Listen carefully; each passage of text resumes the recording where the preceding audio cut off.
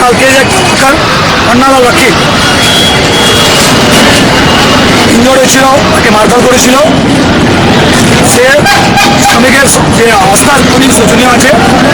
শ্রমিকরা কেউ গাড়ি চালাতে ইচ্ছুক নাই, বর্তমানে প্রচুর বিক্ষোভ আছে। আমরা ওর সঙ্গে কথা বলে আজকে ব্যাটিং করছি 10টার সময়, ব্যাটিংপুর আমরা ঠিক করবো। বড় বাসও বন্ধ হয়েছে শুনছি। আমি তো আপনি দেখতে পাচ্ছেন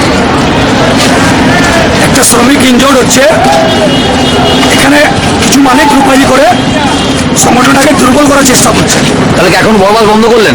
বন্ধ করলাম না, শ্রমিককে আমরা আবেদন করছি শ্রমিকের স্বার্থে, ঠিক আছে? তো আমরা শ্রমিকের সাথে শ্রমিকরা আবেদন করছে। একটা শ্রমিক ইনজোর্ড হয়েছে, আহত হয়েছে, তার পাশে ভালো হয়েছে। তাহলে শ্রমিকের স্বার্থে কি বাস বড় বাস বন্ধ হলো?